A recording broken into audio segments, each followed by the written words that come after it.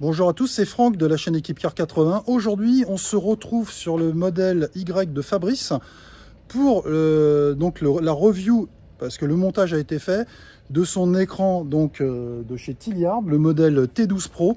Donc je vous fais voir à quoi ça correspond. Donc voilà pour la partie d'écran. Donc le carton, vous avez le modèle T12 Pro. Vous n'oubliez pas, quand vous commandez, de bien mettre en commentaire dessus si vous prenez la caméra ou pas, parce qu'il y a aussi la possibilité d'avoir la caméra avec ce modèle là. Donc sur le véhicule, alors une fois monté, voilà ce qu'on a. Donc c'est un écran donc très long. Donc là on a plus de 10 pouces, par contre on n'est pas très haut. Donc voilà ce qu'on a au niveau derrière l'écran. Donc il est assez petit au niveau de la largeur de ce côté là. Ici, comme d'habitude, vous tournez les molettes. Alors, vous avez la possibilité d'avoir la caméra, comme vous voyez. Donc, dessus, la partie caméra. Je remonte. Un coup en haut, donc, vous avez la partie caméra. D'accord? Je redescends la molette ici. Toc. On s'aperçoit qu'on reprend l'écran normal. Je redescends en dessous et on a le CarPlay ici directement. Donc là, avec la fonction OAS dessus.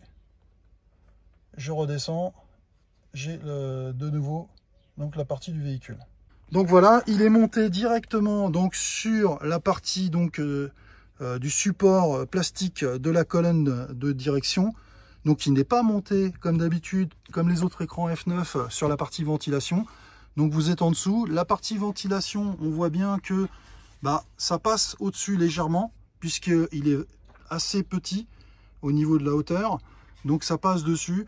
Et pour l'instant, donc Fabrice a roulé à peu près un bon mois avec dessus, hormis les problèmes des mises à jour qu'il y a eu un peu comme tout le monde. Tout a été rectifié entre deux.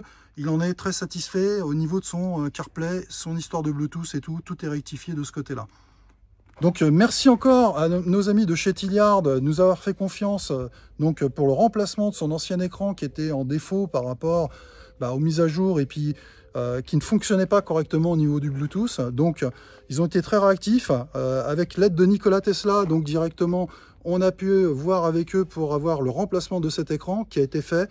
Ça a été on va dire relativement rapide, sauf qu'ils avaient oublié d'envoyer la caméra qui allait avec, puisque forcément c'était pas les mêmes connectiques. On a rechangé tout ça aujourd'hui, tout est redevenu dans l'ordre. Donc Fabrice est très content. Donc de ce côté-là, tout va très bien. Eh bien écoutez, je vous remercie encore et je vous souhaite une bonne journée et à très bientôt sur la chaîne Équipe Car 80. À bientôt.